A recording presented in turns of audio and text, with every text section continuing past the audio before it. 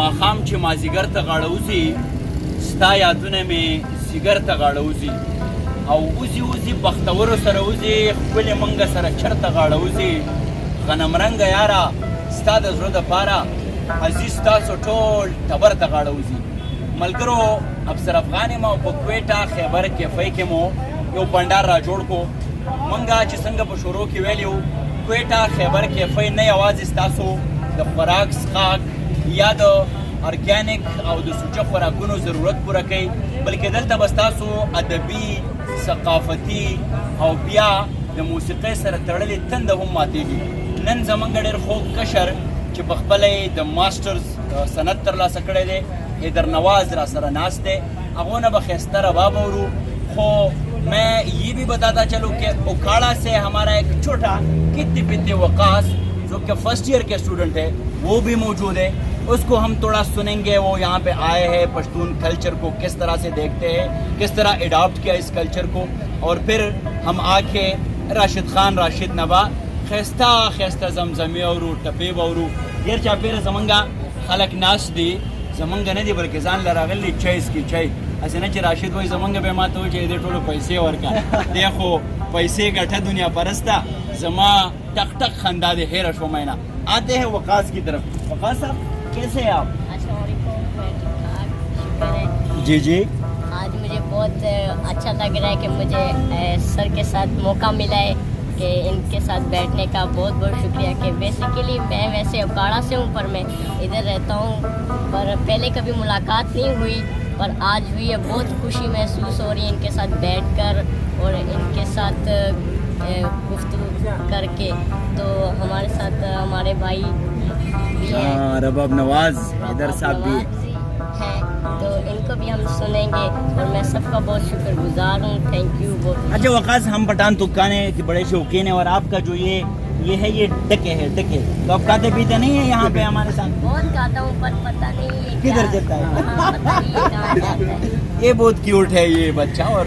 بڑا پیار کرتے ہیں پښتون کے ساتھ. نو ملګرو بس داسې کوو چې راځو د موسیقۍ په لور باندې. راشد خانه چې تر خپله وسه هوش خو مې بایللی دی لالیا ما سوی سګرټ سل وارې سنډلی دی لالیا او دا ستا خبرې څه لکه زخمک په ستار تیر شي ته ښکلی خو غږ دی بلا ښکلی دی لالیا. دا تاسو او دا راشد خان راشد دا حیدر نواز. ور کوي ورلا مې ور کوي څه وخت دی را یاد شو سپینې پګړۍ را پسې ځي خونړی شوما په پلار مې بلا جرګه وکړه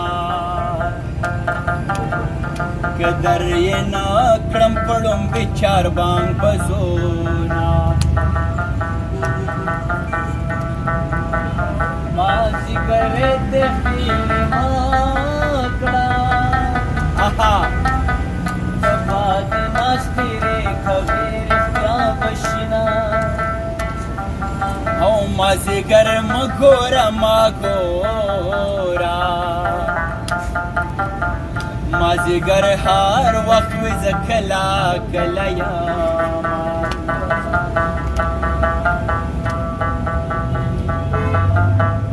چې راځي نو ما خبر کا چې په پالنګ درته لونګ غواړمه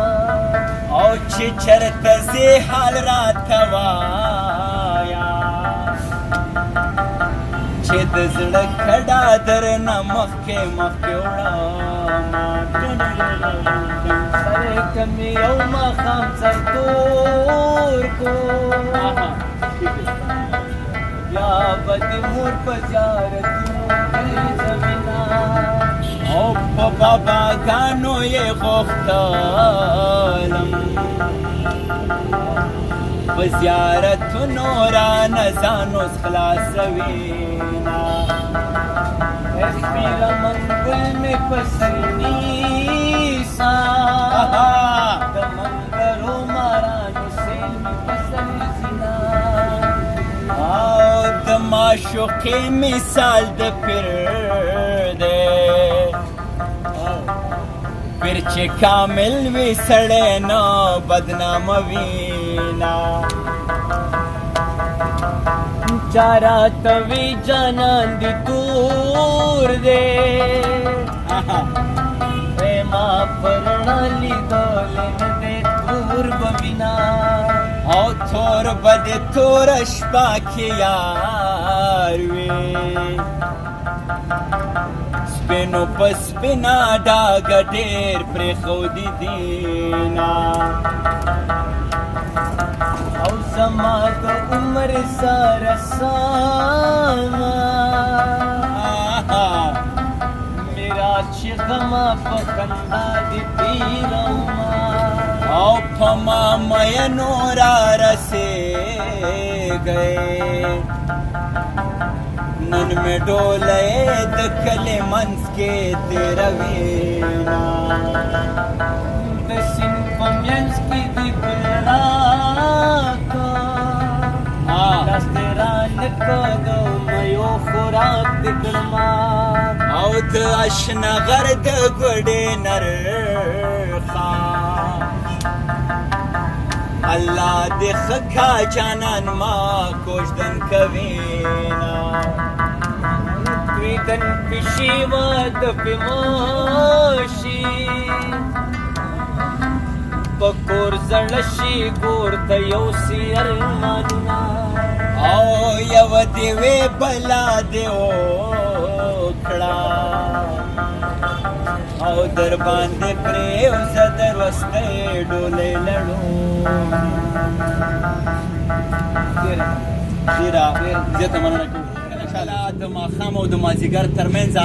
یو ښایسته بانډار راغونډ کړو په دې خاطر باندې چې ټول دلته زده کړه کوونکي راځي سټوډنټس راځي د خپل ایگزامز نه د سټډیز نه د کتابونو نه د ملکي ستونزونو نه د ګرانۍ نه ډېرې لویې قصې روانې دي د کووډ 19 نه یریدلي سفوکیټ شوي ترهېدلي هغو دپاره یوه هڅه کوو چې لږ تنګ ټکور وي خوشحالي وي ژوند وي او د موسیقۍ د لارې د دیو ذهني یا نفسیاتي کم صحت چې دی چې هغه موږ د هغې ریوایول وکړو هغه پړي بیا موږ وتړو یوه ښکلا را جوړه کړو دغه بانډار ته د پای تیږه ږدمه افسر افغان ته اجازت راکوي او کډې مې تورو غرو ته لاړې هې راپسې جاړي ستا د کلي چنارونه او سبا وطن ته روانېږمه د خپل وطن یاران مې ډېر یاد شوي دینه او کله ستا شو زمونږ کډه ترېنه لاړه نړېدلو دیوالونو ته مې جاړه